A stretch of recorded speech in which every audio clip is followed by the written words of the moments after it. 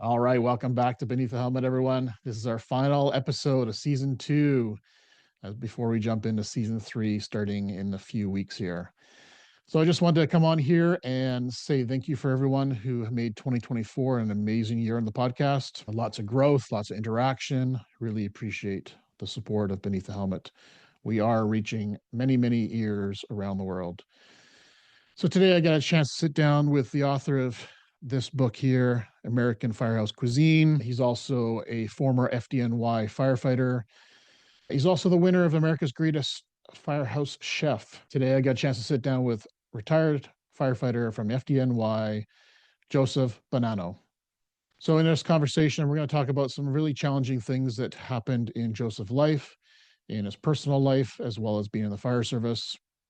A lot of challenges they had to face and overcome. I just want to caution the listener right now that there will be discussions around suicide, so just be aware of that. So sit back, relax, enjoy this final episode of season two with Joseph Bonanno, author, firehouse chef, nutritionist, and somebody who's very passionate about sharing his story to help others with PTSD and other traumas.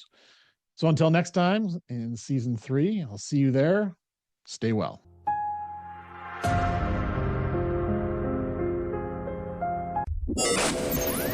It's time to ignite your soul and unlock your full potential. Join us on Beneath the Helmet, the podcast exploring firefighters' health and wellness. Hosted by retired Fire Chief Arjuna George, our podcast is the perfect place to start your journey towards becoming the best version of yourself.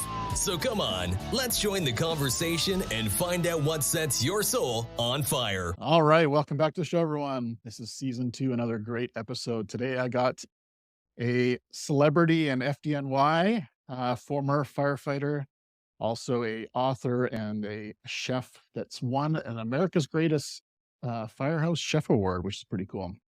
And for those who know me, I'm a bit of a foodie, so this is an awesome episode to join in on. But Joseph Bonanno is going to join us today, and he's going to share a little bit about who he is and his experience going through FDNY, but also his experience in nutrition, fitness, cooking in the firehouse, and also some struggles through mental health as well that he wants to share with us. So welcome to the show, Joseph. Oh, terrific. Thank you so much, Chief, for having me. My name is Joseph Bonanno. I did 21 years with the New York City Fire Department. I'm also a military veteran. I served in the United States Air Force. My father was a firefighter in the South Bronx in New York City for 34 years, as well as my brother Michael, who was in Ladder 7. So I started my career in Engine 319, which is the single house in Middle Village, Queens. Very small firehouse, 4-man manning, no officer, no chief in quarters. At the time, I was 25 or 26 years old, and that was a firehouse sort of like that firefighters had served in busier companies, kind of retired to. So I didn't like being assigned in a firehouse with, and I'll say it's funny now because I'm older, but at that time, I remember my friends asking me, how do you like your new firehouse? And I said, it's nice, but it's a smaller firehouse. It's not in a busy area. And I don't think there's a guy there under 35, which I thought was ancient. And I go, some of them are even in their 40s. And, I thought it was like ancient to me, which it is when you're 25 and you're working with people that are 50. It's like working with your father or something, and they were great firefighters and they did their time in busy areas. It's just that they, decided to spend the latter part of their career in a place that might be a little slower and take it a little easy. So I didn't really pick up on the cooking, although they had some phenomenal cooks in that Engine 319. And it's funny. My father was a firefighter for 34 years, and I swear to you, I never remember him talking about meals or how good the food was, or even that they ate. He actually kept it close to the vest. He really never spoke that much about it, maybe because it was so busy and he worked in the South Bronx and he saw a lot of stuff that he didn't want to share with his wife and children. But I distinctly remember him coming home from work and he just smelled like a fireplace. I mean, literally, he smelled like a fireplace. I'm like, oh my God, But when you're a kid, you really don't, it doesn't sink in until you're actually a fireman and say, wow, now I know why you smell like that. But he never really spoke about the meals and stuff. So I was a little naive or unprepared. So the first firehouse I went to, which was Engine 319, first night you're there, They're like, on dinner, kid? I'm like, I didn't even know they have dinner. I thought, like any other job that I work, you bring your lunch or you go to the fast food place and grab a lunch. Nobody sits down and cooks a meal for you. So I was like, all right, yeah, of course, I want to be part of the crew. So I sat down and ate. Fantastic meal. And I'm like, wow, and it was a slower firehouse, and I'm sure some of the firefighters listening can appreciate this. When you're brand new, you're sitting on the edge of the seat, your chair in the kitchen, waiting for the big one to come in. And this wasn't a place where the big one came in very, very often. So you really just like a charged battery sitting on the edge of the chair. It's like, okay, when is the big one? And, it didn't. And, we had a nice dinner. And then they go, do you want a bunk? And I'm like, bunk? What's, I didn't even have any clue of that. And they took me up to the bunk room and they go, here's your bunk. And then, then I go back to the kitchen. But for the firefighters that work there, it was a normal day. Now you got a new probationary fireman in there. So it's all new to me. And so for them, they're like, after dinner, 10 o'clock rolls around, 10:30, they're going up one by one. They go, and I'm sitting in the kitchen by myself. I'm like, what am I supposed to do now? I guess I'm supposed to go to bed, which is so unusual. And I went up, deadly quiet night. I remember waking up at like 7:30, 8 o'clock in the morning. And I could smell coffee downstairs. I go, that's it? Now I go home? Yeah. I'm like, oh my, wow. And now I know why my father was so pressed to get me to take the fire department testing and, take that as a job. But, one of the things about that firehouse, and firefighters around the country and your country too can appreciate this, and I probably didn't have it any place else but New York. Some of the firehouses, like the one I was in, was so slow, and some of them were so busy that back in the day, and any New York fireman listening will understand the word, they had what they call an interchange, where every third night they would give a break to the really busy guy because they were getting hammered every night. So they'd say, you interchange with engine 319. The one we interchanged with was engine 332 in East New York, which is equivalent to the South Bronx as far as being busy. And that was the, now you're a fireman wake-up call, because I went from chicken cutlet Parmesan and a night's sleep to East New York. I mean, the minute we passed them on the road, they go to our firehouse and get a night's rest and a good meal. We go to engine 3. I mean, the second we press in service, engine 332, respond to 1075 at this box. You got 3 and 2 and the chief, blah, blah, blah. I'm like, we just pressed, and out we went. And you go to screaming all hands. And then you're like, okay, engine 332, we're in service again. Engine 332, taking a car fire at this address. And then engine, I have some of the recordings. It's unbelievable. It's like, engine 332 stopped operating at this car fire. You got 3 and 2, no engine in coming in this week. Drop the hose, put the hose back on the rig, leave the car, just leave it burn. Yeah, leave it burning and go assist these other companies. Wow. And then, you come back, this is all night long. Our shift was 6 at night till 9 the following morning. So by the time we interchanged, we got there at 8 at night. They go, don't bring any food because you're not going to eat. I'm like, what? We're not going to have the chicken cutlet Parmesan and no, it's not like that. And then it wasn't like that. So we would so anyway, that was just to show you that we did some time in busy companies and what that was like. So how the cooking thing started, to be part of the team in the crowd, and I was always fit. I was in terrific condition back then. And still to this day, I still keep up my exercise and workout regimen. But at that time, I was like watching some of the firefighters were overweight. They're like in their 40s and 50s, and life catches up with you. And, and plus the way they were eating, I had a degree in nutrition and fitness from NYU. And I'm like, but again, as a new person, you're not going to like take some crusty senior Sergeant Rock, South Bronx fireman and say, you really shouldn't be eating that much butter with your mashed potatoes because you know what you're going to hear. So you kind of go on. So what I did generally is say, I'd like to take a turn cooking tonight. So I would take my turn at the wheel, make a salad, try to make stuff, like if I was making mashed potatoes, maybe I would make roasted garlic and mix it in with the mashed potatoes. Rather than what they were doing was peeling 4 sticks of butter like a banana and throwing 4 sticks of butter in it and cream. which sure, it's delicious, but it's like a heart attack waiting to happen. And again, I'm not that strict about it because there's always room for dessert and fun in life. You got to live too, you know. But I would just jump in every once in a while and hopefully impress them with a meal and never say, oh, this is healthier. I use garlic, you know, and generally they adapted it. They said, oh, that's pretty good. So I never tried to say this is a healthy meal. Yours isn't. You know, I let them take their turn, but then gradually, little by little, you start to perfect your craft of cooking and you make stuff better and better. And then you take suggestions too. So that's kind of how I started my cooking. Again, I was just an average cook. The book thing, Betty Firefighters at work will be listening. They're probably throwing stuff at the screen right now saying, that son of a gun, he had a book published. I can't believe it.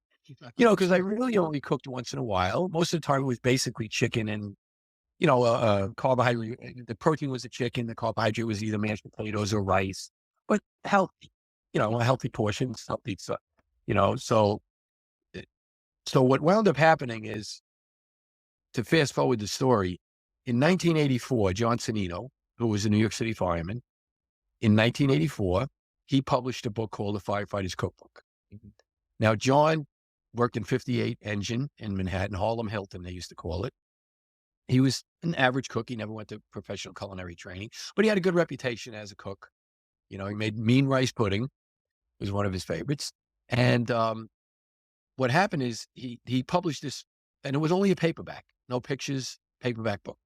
And he only did, I think they printed 5,000 copies. It was only going to be a local thing. And he donated all the money to the Burn Center. Well, as fate would have it, and I love to tell this story because it's a success story. You remember Phil Donahue? He had the talk show.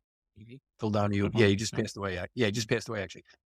His show was based in Chicago. And I guess whatever network he was working for was moving to New York. So he asked his producers, he goes, listen, I need an opening episode to warm up to the New York audience. You know, give me some ideas what we could do. And I think one of his producers said, hey, listen, you know, in New York, they love their firemen. Actually, all over the world, cities love their fire, but New York, they have a special affinity for their firefighters. And they all know that they cook.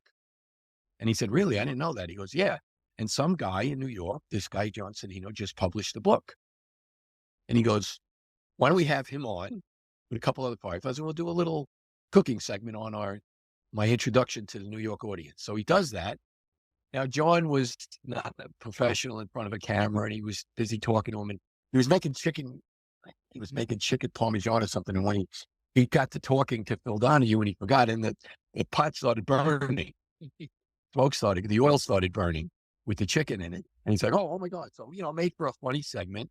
Yeah. Well, yeah. So, and he was a very likable individual too. And plus he had 4 other firemen with them on the stage. The audience, you know, in that day and age, they didn't have the word viral, but in that day and age, I don't know what the word was, but when that show went, if you want to call it viral, it went viral. I mean, they couldn't get enough of him. They couldn't get enough of they didn't know the cooking thing came out. And the book, within 2 weeks, was on the New York Times bestseller list. It went from a local 5,000 copies to New York Times bestseller list. And then once it gets on the bestseller list, it sells because it's on the bestseller list. So it sold even more. I think it sold like 300, 400,000 copies. It went nuts. And he was booked everywhere. I mean, so how that applies to me in 1993, which was 9 years later, I was a decent firehouse cook, just average, decent firehouse cook, no professional training, but I had my degree in fitness and nutrition. So I took a course at the New School. The course was called How to Write a Cookbook and Get It Published. But Chief, believe me, I didn't go saying, you know, I'm focused, I got recipes ready, I'm going to publish a book. I just went, you know, it's a summer Saturday in Manhattan, nice day in the fall, take a fall, you know, course and keep the information. Take the class. The teacher we had said, first time he ever offered this class, How to Write a Cookbook and Get It Published. So he says, we're going to go around the room and say your idea for a cookbook. I'm like, say my idea. I didn't even have one. And what was funny is because it's New York and everybody was trying to get noticed, one by one, as they got to everybody, they were name dropping, you know, they're like, oh, hi, my name is John. I'm a professional chef. I trained in Sweden. I went to the Culinary Institute in Hyde Park. And I'm like, oh my God, look at the company. And then he said, I got 300 recipes. I want to do a Swedish cookbook, and next person, and everybody was qualified except me. Then they get to me and I'm like, all right, Joe, think quick. All right, let's see. There was a successful fireman cookbook. John, unfortunately, I don't know, due to his eating or genetic or whatever, he wound up having a triple bypass, which happens to a lot of firefighters. Was his nutrition part of it? Probably. I don't know. I don't want to judge him like that, but nutrition and I don't think he was a big exercise guy either. He was old school. Hey, I get enough exercise going to fires. So when they finally get to me, what I said is, I go, listen, a New York fireman published a book in '84. It was on a New York Times bestseller list. But unfortunately, due to his eating style and habits, and some firemen in general, could lead to heart attack, health problems. So I just got certified as a fitness trainer and a nutritionist. If I was going to do a cookbook, I would do a healthy cookbook, healthy firehouse cookbook. He goes, that's a pretty good idea. Next. And then he went around the room. He says, this afternoon, we have an editor from Hearst coming in. Our editor comes in. She was like the strictest nun you've ever seen in school, in Catholic school. She stood up there and she says, okay, this is what you need to have ready. If you're going to have a book, you have to have 10 recipes completely tested. You have to write the opening chapter. You have to this and that. I'm like, oh my God, I'm not ready for this. So she says, all right, we're going to open the floor for 5 minutes. I'm going to give my dissertation. 5 minutes, just throw your ideas out there. I'll let you know what I think. And it was almost like, the American, what's that show where they somebody gets up and sings and they hit the gong, or they American Idol or something like that. Yeah, American Idol, like that. Yeah. So they were, people were raising their hand trying to get noticed. I mean, the Swedish guy said this, she goes, listen, there's like 14 Swedish books. We don't need another Swedish book. Next. And she was shooting people down left and right. So I said, I'm not even going to mention my idea. So I'm like cowering in my seat. Class ends. Teacher says, listen, thank you very much for attending. It's the first time we're in a class and so successful. I wish everybody a lot of luck. Do not be shy if you have a really good idea. Like a fireman, for instance. And I'm like in this seat like this. And he goes, Joe, would you stand up and say your idea? No way. Oh my God. So I stand up, say, listen, I'm a New York City firefighter. I've been a firefighter for 15 years. I make healthy meals in the firehouse. I have a degree in fitness and nutrition. There was a successful book. I'd probably do a healthy firehouse cookbook. I mean, the editor lit up and she said, wow, that is a phenomenal idea. Are you ready to do it? And, that's the funny part is all the 75 people in the class are ready to kill me because they wanted to get noticed. And she noticed the only person that didn't want to get noticed. So she says, please stay after class. I want to talk to you. All right. So everybody got up and left. I went up to her desk. She said, here's my card. I'm the editor for Hearst Publishing in New York. Do you have an agent? I go, I have an agent. I go, no, I don't have an agent. How about an axe, a hose, a fire truck? But I don't have an agent. She goes, well, this is how it works. I'll get you an agent Monday. We have to work through an agent. And can you do this? So I says, yeah, okay, I'll do whatever she tells me to do. So I called her Monday. She says, go get 10 recipes, sample recipes, write the opening, the introduction.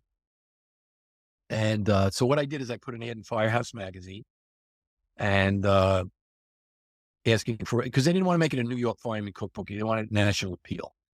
So I put an ad in Firehouse magazine. Any firefighters interested, you get a free copy of the book. Your name will be in the blah, blah, blah book. So I got about 80, kind of cut them down to about 70, 75. And I used about 15 to 25 of my own things that I used in the firehouse. Put it together, gave them a proposal, and they said, okay, it's a go. And next thing you know, and then like what happened to John Sonino, what happened to me is the minute it's published, it's like, Joe, you got a 13-city tour that you have to do. And I go, listen, I'm still working full time.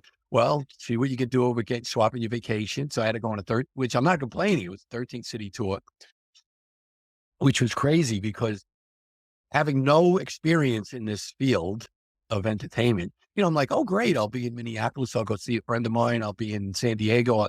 They're like, no, you're going to be 6 o'clock in the morning. You're going to be at the local firehouse cooking breakfast. Then you're going to go to another one, cook breakfast. Then we're going to take you to TVs when the TV shows start. Then we're dropping you on a plane and you go to the next city. So it was sort of like a rock star band thing, and you're like shot. I mean, I didn't even know what city I was in doing, and it was what an experience. Plus, they always had me hooked up with the local fire department, which was great. Every city, Cleveland, Washington, D.C., Philly. I didn't make it to Canada, but just 13 cities across the country, well, all big shows, Regis, Good Morning America, Today Show. I mean, it was crazy after a while. I was still working full time. Wow. You know, That's great. yeah. So So the book, that was 95, the book came out, which is already starting to be on the Antiques Roadshow. Which is why, like you said, the book I just published because I wanted to be current was American Firehouse Cuisine. Well, the first was the Healthy Firehouse Cookbook, was 95. 98, that book really did well. And they wanted to do another one, so they did a grilling book, which was 98. I did a children's story book in 03, which I dedicated to my my brother Michael. And then I did the 20-year anniversary of 9/11 was 21. I wanted to do a 20-year anniversary cookbook. I called it American Firehouse Cuisine because I worked with so many firefighters that weren't just cooks. They were like national caliber, international caliber celebrity. I mean, chefs that were that level of expertise. I think they deserve to be called cuisine, not just fires cooking. So I did that in 2021. And the other one was to be current. To relate a funny story about that, I did a cooking appearance here in Plant City. So the local Plant City Fire Department came. I'm in Florida, by the way. Local Plant City Fire Department visited, and one of the firemen came up to me with my first book from 95, and he goes, "Joe, would you sign this book for me? My mother gave this to me. I wanted to be a fireman since I was a little kid." And I go, "When did your mother give this to you?" He goes, "I was 9 years old." I go, "Get out of here. It can't be." But when I did the math, he was 25. It was that long ago. I said, "Oh my God." So that's why I said, time to do a new book. beautiful.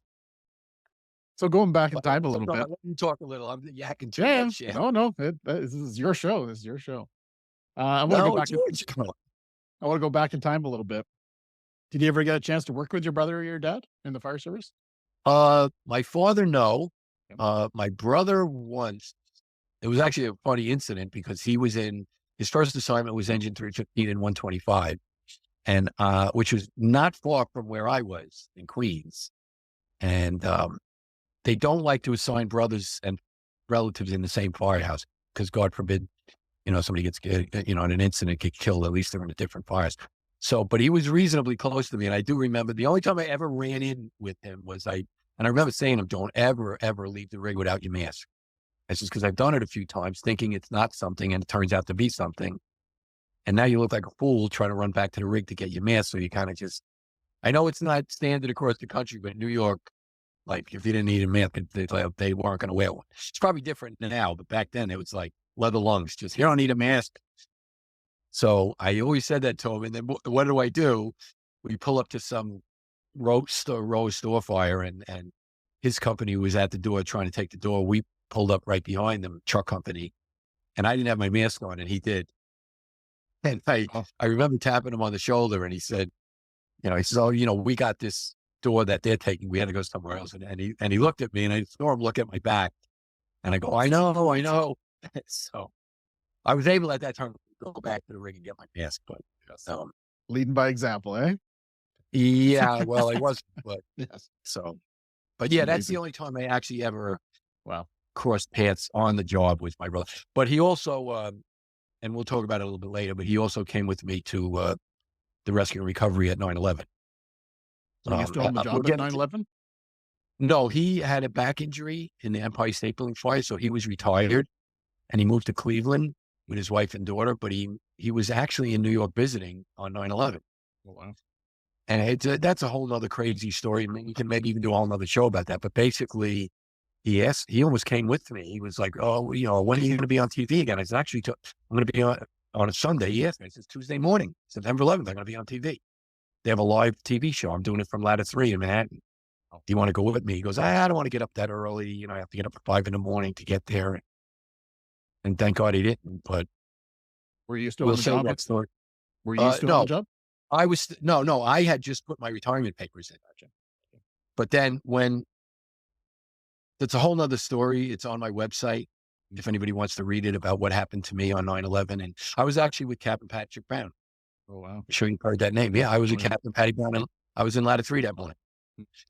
I wasn't there to work. I was there to do this cooking segment for Ronzoni Pasta was sponsoring the fireman cooking contest. And they wanted me to judge it and promote it on TV.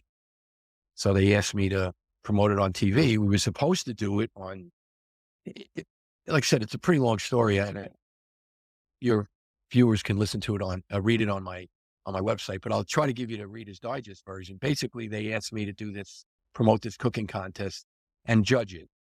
And a local WB11 in New York wanted to do it on September 8th. They called me in the sun, like in August. We're booked for September 8th at ladder 152. That was my last assignment.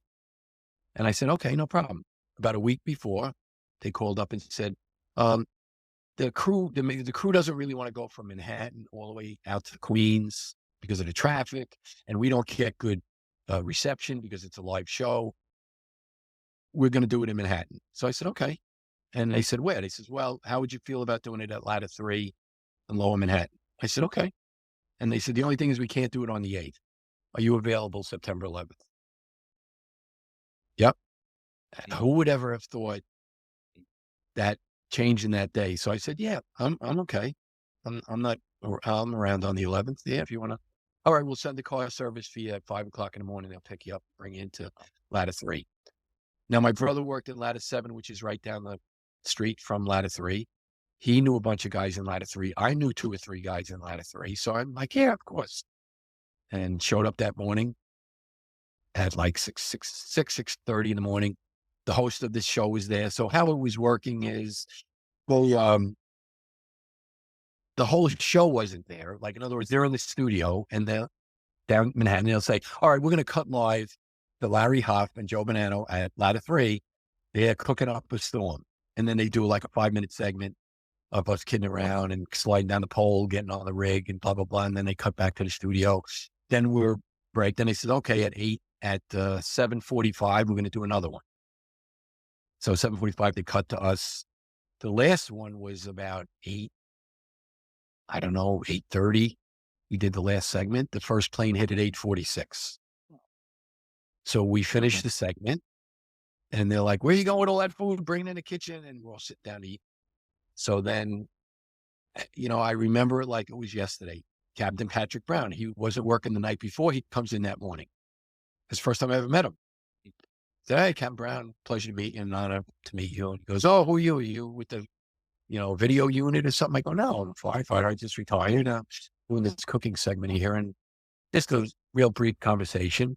The other firemen were great. They were like, I remember there was a probationary fireman there. And I went after we finished cooking, I went in the kitchen to do the dishes. And he's probie, he just got there. He was only there like a couple of months. And he says, oh, our guests don't do the dishes here. And I said, I'm not a guest. I'm a fireman just like you. So I didn't want to argue with him. So I said, listen, all right, you want to do the dishes? You do the dishes. I'll dry or whatever. So I tried. So I was talking to him and he was saying, I am so psyched that I got this firehouse with Captain Brown. I just got out of training academy. He got killed. And so did the other 12 firefighters that were there doing the segment with me. I went back out to the apron on the front. We were all sitting in front of the quarters because it's Tuesday morning in Manhattan, beautiful weather, beautiful girls walking by, checking the girls out and talking to the firemen. And the girl that worked for Ronzoni, she says, Joe, the car service guy's not going to be here. He's in the Bronx. He's not going to be here for an hour. That would have cost me my life because I would no doubt in my mind I would have responded with. But what happened was not even 30 seconds later, she gets a call and she says, Joe, I got good news. There's another car service guy right around the corner. They can come and get you right now if you want. You could go home. And all the firemen, no, come on, it's great. The weather's beautiful. You're going to be sitting in traffic for 2 hours. Just hang, come and hang out with us. And I so wanted to. And I just, I said, you know what? I don't want to hold the guy up. And so, I'm just going to take off, fellas. And so I said, thank you very much. I appreciate it. It was great doing this. Have a safe tour. I got in the car service guy starts driving me. And now I'm starting to hear sirens, which that's not unusual in Manhattan. But now I'm hearing a lot. I'm like, oh my God, what the heck's going on? I put the radio on and then I hear, it just happened. I mean, the plane must have flew over our car, because I hear on the radio, apparently a small plane has hit the World Trade Center. And I mean, I literally, between the buildings, as we're driving up 6th Avenue, I could see it. And I'm like, small plane. The thing is, then I hear a lady on the radio saying, oh, we have a woman on the radio. Ma'am, can you describe what you see? And she says, yeah, I didn't see the plane hit. I don't know what size plane it was, but there's at least 4 to 5 stories and a diagonal swath across that where a plane went. And I go, 5 stories? That's not a little Cessna. This is something. But you still thought it was an accident. And I said, how could it be an accident? It's a beautiful day. And then I'm hearing now fire trucks going like crazy, going to Queens Midtown Tunnel, no radio reception. When I come out, go through the toll, and I look to my right, and now I see smoke pouring out of the one tower, and I see the second tower get hit. And now the radio saying, apparently this isn't an accident. This was an intentional blah, blah. And, now you're hearing it. So now I told the driver to turn the car around. So he turned around and went to the thing, and they go, nobody's going through the tunnel. Tunnels are closed. Doesn't matter. I got my badge out, my ID. I'm like, no, I got to get back. And he goes, no, nobody, please. Nobody's going, EMS, nobody's going through the tunnels. So I had no other choice, but I went home. But by the time I got home, the first tower was collapsing. And I remember saying to myself, I'm watching thousands and thousands of people right before my eyes, and hundreds of firemen and police getting killed right before my eyes.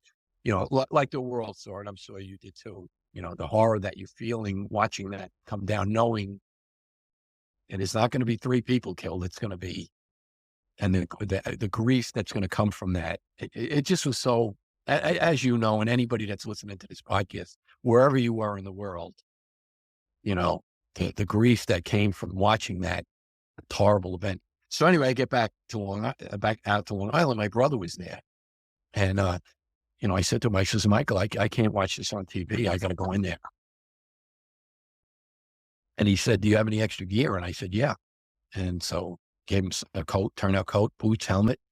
And we jumped on the train and went back into Manhattan. We actually found the rig, ladder 3. We were one of the first ones to find the rig. He goes, Joey, isn't that ladder 3? And I go, yeah. Oh my God. The first third of it was completely crushed. And that's the rig that's actually in the World Trade Center Museum. Oh, really? Yeah. Yeah, that's the one that's in the lobby that you see the whole front by the aerial ladders all caved in. Mm. I was sitting in that rig that morning with these firefighters. So that's actually, and they actually, if you ever go to the World Trade Center Museum, you'll hear them saying the morning of September 11th, they were doing a cooking show thing, and they responded, and so yes, and anybody that's listening, Captain Patrick Brown, he was on the 44th floor, I think. And he got orders to leave the building. And he declined the order. He says, I'm not obeying the order. I'm saying, we got 50, 60 severely burned people here. I'm not leaving. And the next transmission was, I think the building's coming down. That was it. So anyway, I made a tape of that and delivered it to all the families, the tape of the morning, because it got to see all of their, oh, wow. Oh, nice. The last minutes of them alive, having their last meal basically and enjoying it. But, yeah. And then plus working down there and seeing everything store. I mean, it was just working, retired, and as the days went by, initially you would see firemen from upstate New York, Connecticut, Jersey. As the weeks went by, it was like Idaho, California, Poland. I saw firemen from Poland. The outpouring of support was just, it didn't eliminate the event, of course, but it really softened the blow to think that the whole country, the whole world, the whole world came together. Yeah. Yeah. I went down, I think it was a month later, almost to the date. And when we arrived in New York, essentially all the firehouses were saying, all you can do really is go to some funerals for us because we're burnt out. We're fried. We just need people to represent the fire service at these services. So I think we went to like 8 services by the time we were down there, and just back to back. And what an incredible experience to witness, for sure. I felt like I wanted to do more, but looking back on it, I also know that that was a very important task at that point in time, right? So, as well as everything else going on. Oh yeah, the outpouring of support from the fire community, but also the local community, bringing us food. Uh, Home Depot pulled up a tractor trailer with tools. Said, take whatever you want. We got sawzalls, we got regular saw, whatever you take, whatever tools you need. So businesses, personal, firefighters, fire community, it tempered the grief a little, a certain amount. I mean, it was, and then of course there's the other side of it. You said going to all these funerals, seeing these wives and children it just, but I don't want to make this such a down interview, but it's part of it for sure. Yeah. It's a huge part of the fire service history, and I guess you could say culture in one way, of that one fateful day, right? That changed a lot of people's lives. Yeah, as a matter of fact, I did a thing at my nephew Nicholas's school, and one of the kids asked me, what was the best and worst day in your career? And I said, both the best and worst day was September 11th. It was the worst day because of everything that happened and the grief and the loss and everything else. But I also very proud that I was actually there. I felt so bad for some of my friends that were retired and moved to different parts of the country. They so wanted to be there, like you did. And every firefighter around the world felt that pain. And when somebody's in pain, somebody that you care about, you want to alleviate the pain. So that's why you and other people that wanted to come there, they wanted to share the grief, share the work, maybe save some. And that, when I think about it, that was one of the most horrible things about it is that this is the career that we chose, and the career we chose is to save lives. But unfortunately, that event, there wasn't anybody to save. If you were in the collapse zone, you were gone. I mean, I saw these medical units, like MASH unit type things, set up to help all the wounded and hurt. Even the cadaver dogs were getting depressed because there wasn't anybody to save, and if we could have saved a cat, I would have felt better.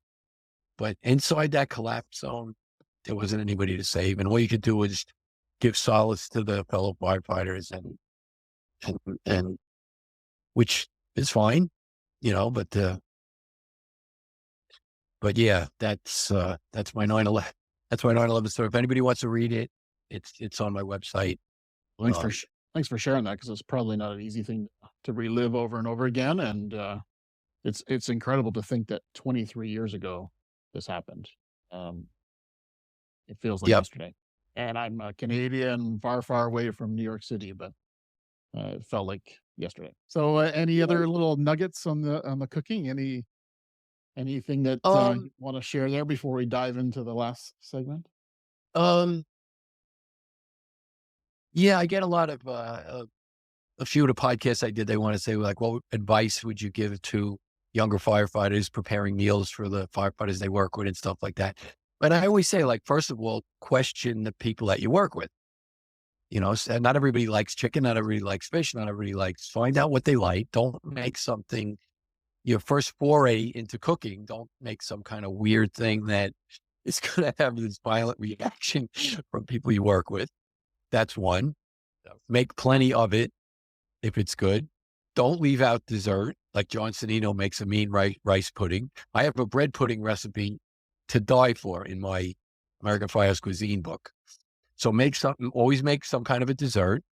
And, two things I would impress upon the younger firefighters, being an older firefighter and retired now.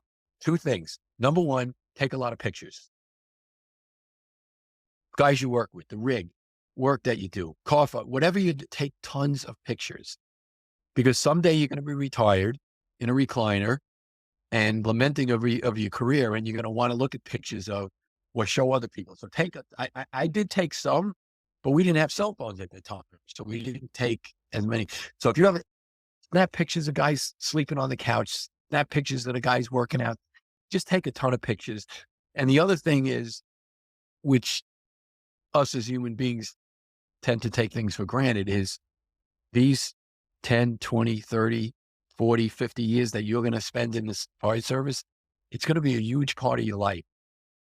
Don't discount even when you start. Every once in a while, I get choked up when I talk about it because I talk to so many older retired guys that miss it so much. When you sit, I go, every once, and I did too. Every once in a while when I was working, yeah, you get on the rig, you're busy, but every once in a while I would actually sit back in the rig and I go, this is the coolest MF job anybody could have had. People, oh yeah, people cheering you as you drive by, the whole, leaving the firehouse, the rig, getting the cars out of the way. Every once in a while, take a step back and embrace it because, how could I put this? Flies by. Well, Kenny Chesney sings a great song.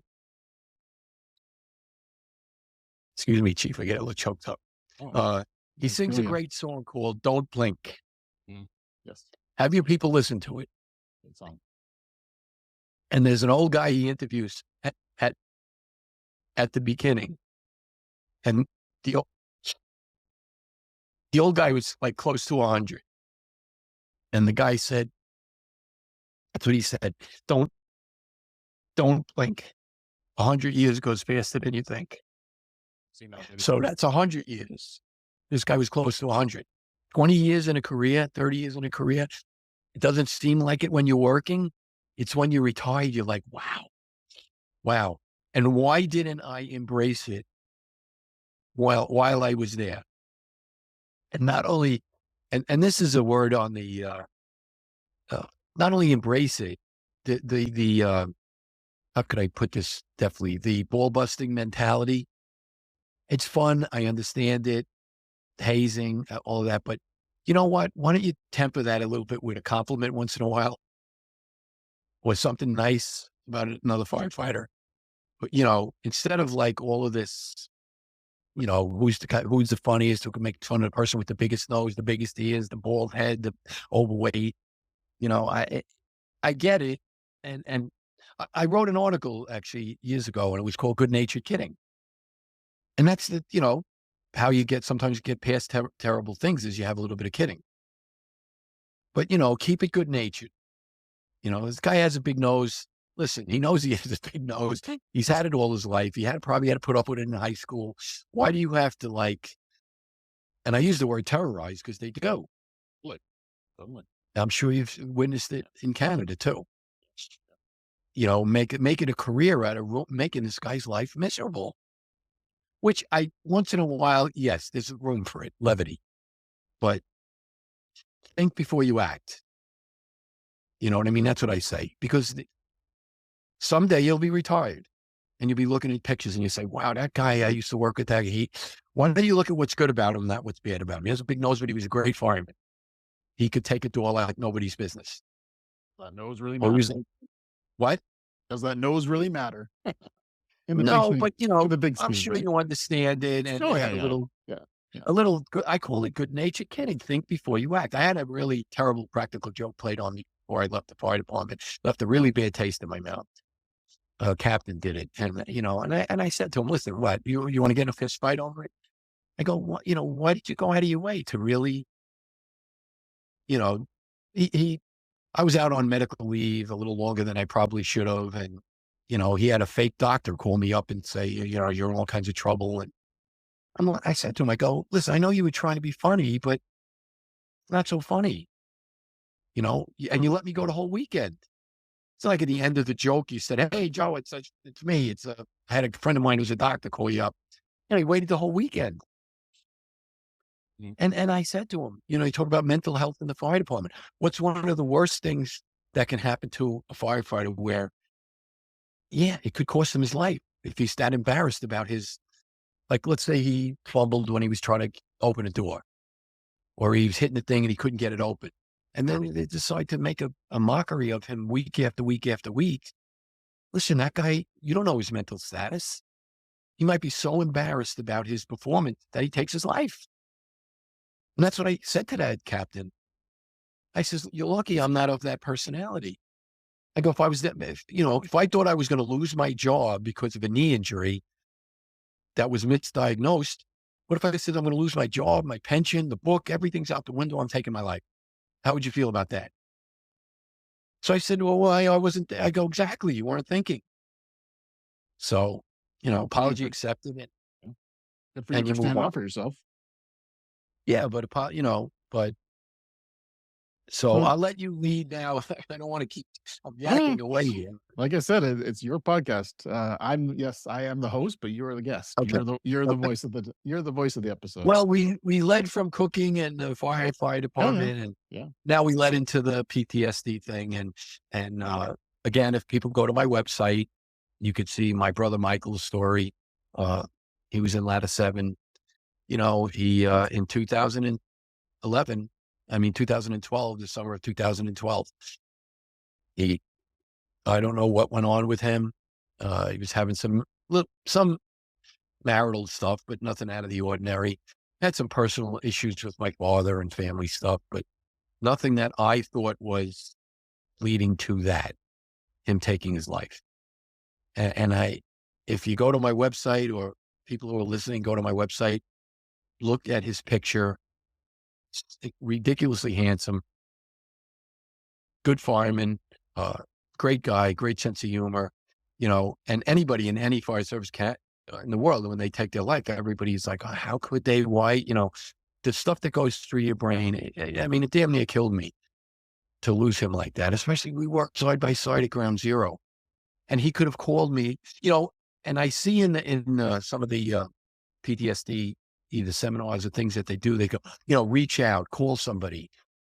Well, of course, you all understand that, and he had a phone with him when he did it, and, he could have called me.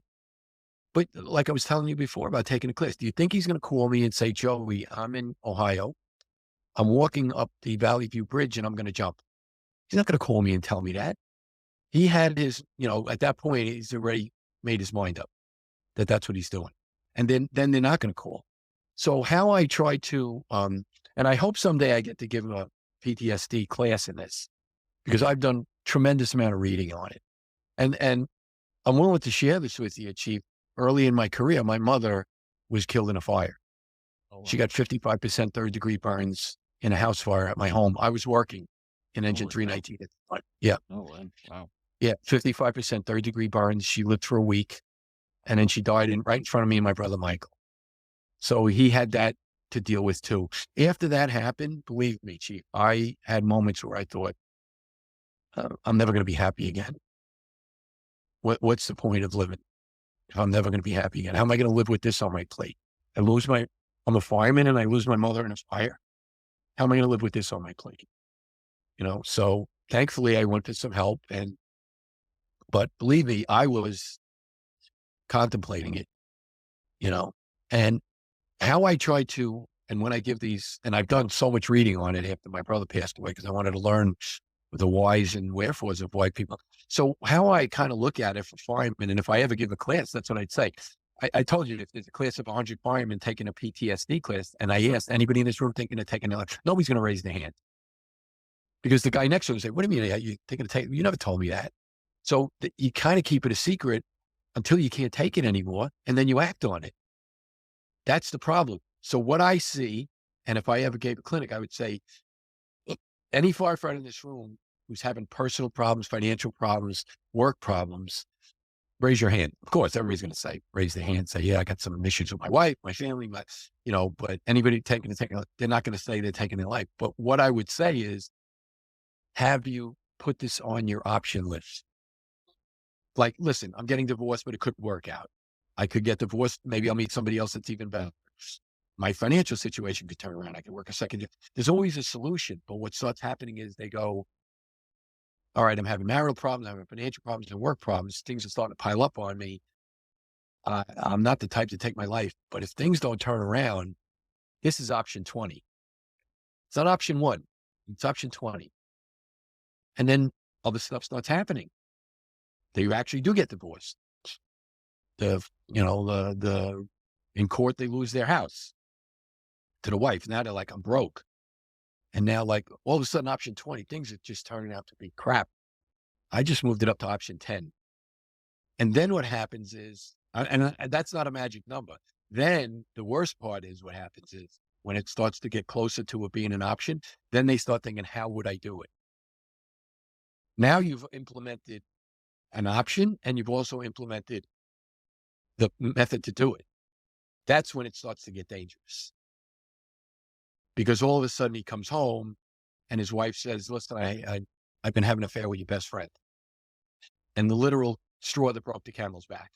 So now he said, now it ain't even an option anymore. I'm having an affair with my best friend. I can't believe it. Now I lose my friend, my wife, my house, probably going to lose my job. I'm taking my life. And now it's go time. So I think all of those things piled up on him. And then it was I never knew that it was an option. And again, he, I want to relate it because it's just so horrible. And I want people to understand how terrible your mind, how could your mind get to such a terrible place? He dropped his daughter off at school. He walked to the Valley View Bridge, which is about 300 feet. He parked the car at the base of the bridge. He walked up the side walked 8 minutes with his phone in his hand, got to the highest point of the bridge, climbed over the fence, turned around, held a chain link fence. Some lady below saw the whole thing and he let go. And he fell onto hard ground from 300 feet. Now, under normal circumstances, if you're working in a tower ladder and you look down, you're like, oh my God, if I ever took a header from here, right? But he willingly, without hesitation, just like, a police officer that takes his life. If I, kidding around, took a gun and held it to a police officer's head, he'd rip my arm off, right? Don't even kid around like that. Yet they get to a point where they willingly load their gun up and put their gun to their head and do it. So my point is, firefighters that are listening, you have a friend that you're concerned about, ask him if it was an option. Listen, it was an option for me back when my mother died. And believe me, I already said, how would I do it? And I said to I said, you know what? I don't want people to think I killed myself. I'll just, listen, you have the perfect job to do it. I work in Manhattan, high-rise buildings. I get the roof and I take a header off the roof and I die a hero. Nobody knows I took my life. Right. And so in other words, I thought I had an option and now I had a plan. But I don't know. Listen, I was at work a few times walking towards the edge of the parapet and I looked over and I didn't get to that point yet. I couldn't do it. I remember looking down and saying, there's no way. There's no way. I feel like crap, but I can't do this. And not to anybody else. That's the crazy part. You would think like, well, wow, I really hurt my family, my brothers and my friends. And, no, I didn't think that. I thought, and again, that's what everybody goes through. Like, didn't my brother know that I'm going to get this phone call and I'm going to be grief stricken for years and all his friends that work with him. But they call it tunnel vision. It actually closes down like this. And then they see nothing else. Yes, they're aware that people care about them. They can call people for help, but they're like, no, it's mission time. It's go time. And I know they'll deal with it, but I can't take this anymore. And then they act on it. So, that's my, go ahead. No, I was going to say, I'm sorry to hear all your loss in your life, and it's probably made a huge impact on you as your own wellness. And as you mentioned, even thought about ending your life. What's changed in your life in the last 5-10 years where you feel like you passed some milestones in your life and your own wellness and your own mental health, that you're in a better space now? And what brought you to those better spaces if you did? Well, I definitely reached a point where I said, I have to this is a battle I can't fight alone. So I got to get help. So one of the best things anybody can do is group support. So one of the first things I did is I took my sister and we went to a suicide support group, not for firefighters, just a suicide support group. And I can't say it's hard to explain the comfort of that, but you hear other people who are just as crazy and just as bad of a situation. Maybe not firefighters. First thing, get to a group support meeting. You'll meet other people further down the road than you. Like they lost their son a year ago. They lost their wife a month ago. And then you ask them, how did you get, it's horrible. I don't know how I did it. One day at a time. Just get to a group support. That's one of the first things. Get to a group support. And that helped me, man. For survivors and partners or relatives or anything like that. Yeah. Gotcha. Well, first I went to suicide support. And by reading, and I was engrossed in the reading of trying to understand it, the why, how could he? My first reaction to that was, how could he do that to me and to us? How could he? And he didn't do it to us. He just, a temporary, what do they call it? A permanent solution to a temporary problem. Whatever things could have been worked out probably would have, but what's the rush to end your life? It's going to end sooner or later anyway. And I did have that discussion with him in the months prior. I didn't think that was on his plate, but I just, so yeah, get to a group support meeting as soon as you can. Don't think this is something that you can go through alone. And it's no disrespect to be with other people that have gone through it. And eventually you become somebody that helps other people. And then I was reading on one of the support websites. I ran across Jeff Dill from WWFBHA.org, who has specifically first responder suicides. And he's a retired captain from Palatine, Chicago, right outside Chicago. Right outside Illinois, outside Chicago. And it's strictly first responders. And that man is a lifesaver. He couldn't have been kinder. He couldn't have been more understanding. I've done a few events with him, actually. He invited me up to Chicago to work with him one night, which I did. But it was a really terrible, terrible, tough time. It took me a long, long time you'll never get over it. What it is your leg is blown off. Initially, you have to stop the bleeding so you don't bleed to death. Then they stitch you up, and then you have to learn to live without your leg. And you're never going to have your leg back. So you have to learn to live with it. And I'm a big proponent of the positive thinking of, it's really hard when you lose somebody, even 9/11, like every cloud has a silver lining. And I remember saying that at 9/11, please tell me the silver lining to this. 3,000 people killed, the two of the most beautiful buildings leveled to the ground over some political statement. And how do you find a silver lining to this? It takes a little bit of time. And sometimes you're able to fight it. Listen, firemen are warriors, policemen are warriors, but sometimes you can't fight. Sometimes you actually have to just sit down, and I call it gut it out. Not for a week, not for a month, not for a day, maybe for a day or a night. You just got to curl up in the fetal position. It sounds terrible. You got to curl up, whatever position you get in, but basically got to curl up and it'll pass. I'll let it out. Don't fight the grief. Matter of fact, one expression my friend always repeats to me that I had heard, because any fireman will tell, no, I'm okay. Don't worry about it. Yeah, I saw this lady get killed. Yeah, somebody told me, I'm all right. I'm all right. That's always the answer that you get, and then they go home and they struggle with it, instead of sharing it, I'm okay until you're not okay. And then when you're not okay, sometimes you're acting foolishly on it. So sometimes you actually can call their friend, say, listen, I'm just going to gut it out. You need me to come? No, I'm going to just gut it out. So you can't have the bravado and say, I'm not going to, no, it's not going to bother me. When it comes, that's the way the expression that I heard. So when grief shows up at your door, you can't shut the door and say, I'm not expecting it. No, because it's still in there. You have to open the door.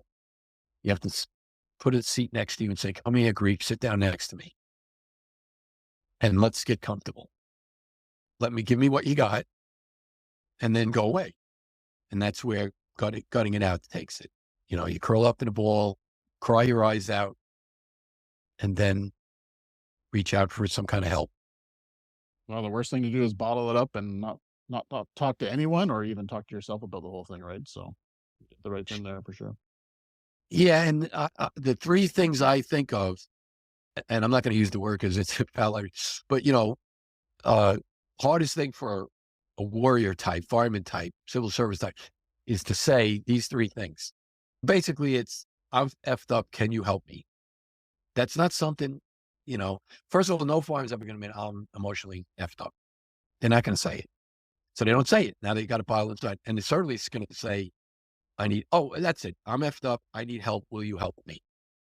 Those three things. That's really hard for a warrior to say. Navy SEAL, military, fire, police. I'm effed up. I need help. Will you help me?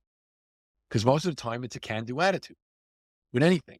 I don't need you to, I could take a door, and they'll die before they hit the Halligan 400 times. Their shoulders have blown off. They're still going to not say. So for a guy in the emotional department to say, I'm effed up. I need help. Will you help me? It's really hard. Because they think, what are you going to do? All right, I'm upset because of my divorce, my work problems, my financial problems. You're not going to do anything for me. I'll figure it out. Can-do attitude. I'll figure it out until you can't figure it out, and then you're gone. And figuring it out sometimes, Chief, is I could take my life. That'll solve everything. And now I'm just way back there as an option, but they move it up. And that's what I've seen. Not big on the self-promotion stuff, but I did actually just start a firehouse cooking show. Oh, yeah. On YouTube. Yeah, it's called American Firehouse Cuisine. Not far from my house. I built the whole studio. So nice. It's got a brass fire pole. It looks like an old New York City firehouse. Nice. It's in an old warehouse here. I swear to God, if you walked in, you'd think it was 1985 in New York City firehouse. Love it. Yeah, and it has the pole and a cooking station. Slide down the pole, talk, cook recipes, can have guests on. So, and that's at, you can go to AmericanFirehouseCuisine.com and go on the TV show, and you'll see, I did 3 episodes already. I've been a little lax about doing the other episodes because I'm not a TV celebrity, but I'm trying to learn it. Oh, that's awesome. I'll definitely have that in the show notes for everyone to check out for sure. Yeah. So, Joseph, as we close, what would be one nugget you just would like? If I didn't say this to the audience today, I would feel not fulfilled in this podcast episode. What would be that one nugget you want to leave with the listener right now? On anything, on health and wellness, on PTSD, on survivor, on grief, whatever you think's on your mind right now. What's the one thing you want to share? Well, the one thing I say, again, I like the word embrace, because that's basically like a hug. So embrace your job wherever you work. Embrace the people that you work with. Have fun. Keep it good natured. If life throws a lot of stuff at you, relationship, divorce, finance, politics, you name it, share it with the other people. And if you are internalizing it, realize that you're filling this thing up that might have a terrible ending. And share that with, listen, not everybody that you work with is going to be this sensitive person but there are some. Seek out that guy that you could talk to. Senior guy, new guy, everybody has something to give to you. So embrace that. And then the other thing I said, take a lot of pictures of guys that you work with. And it may be the inspiration that you need. Let's say you're really in the pits and you had terrible things happen and you did have this great conversation with some guy that you just had an affinity for. He's just a great guy, great fireman, easy to talk to, good sense. Maybe in your retirement, you pull out his picture and you're like, wow, that guy doesn't know it, but he saved my life by talking to me that day. He doesn't know it. And then pick up the phone or call him or text him. Say, and I've done that. I mean, I wrote to my lieutenant in Engine 319. I haven't talked to the guy since I left the firehouse in 1984. And I wrote him a beautiful note, sent him a copy of the book. He didn't know anything about the book or anything. And then he called me.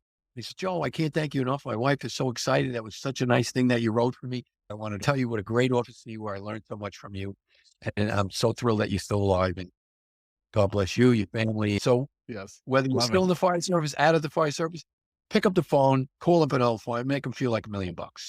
Love it. And you might save his life. He might be in the height of a depression and thrilled to hear from you. You just said that the other day on World Mental Health Day was pick up the phone, call somebody you haven't called in a while, send an email, send a text, stop by for a cup of coffee, whatever that is. But just pick up, our lives get so busy Yep. Just connect with somebody. Connect with somebody you haven't reached out in a long time. And that was a Yep. message I just did a couple days ago. So, Oh, excellent.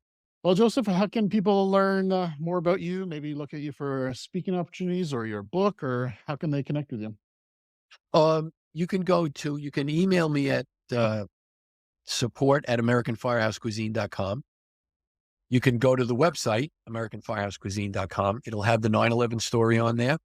It'll have the actual video of the morning of 9/11 before it even happened. And then the host having me back. It has my brother Michael's story of working down at Ground Zero. Has 3 new episodes of the cooking show. Has some older episodes of the cooking show. Some of my appearances on Regis, Good Morning America, Today Show, stuff like that. That'll all be on there. And listen, I put it out there to anybody in the fire. Email me. You're struggling. You want to talk fitness, nutrition, struggling, anything like that. Again, with any chiefs that are listening or people that make those decisions, if you need me in there to do a PTSD, I'd love to do that. Save some firefighters' lives, do a PTSD seminar. But my bigger areas of expertise is exercise and nutrition and post-fire recovery. So so any chiefs out there that are listening to this podcast that are interested in having me out there, I'd just give back to the fire service and we'll have some fun. And I've even done live cooking demonstrations at it if they want. Oh, nice. So, Nice. Can you still You know get what? your book?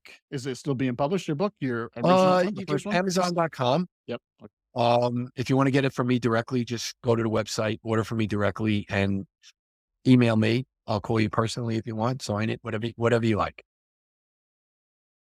Well, Joseph, it's been an honor to connect with you, and thanks for being so vulnerable and open with us and sharing some pretty rough times in your life. And nice to see you that you got some tools in place for your own self to live the rest of your life in the best possible condition. Right. So, Yeah. And thank you too, Chief, for the work that you do too. thank you. All right, everyone.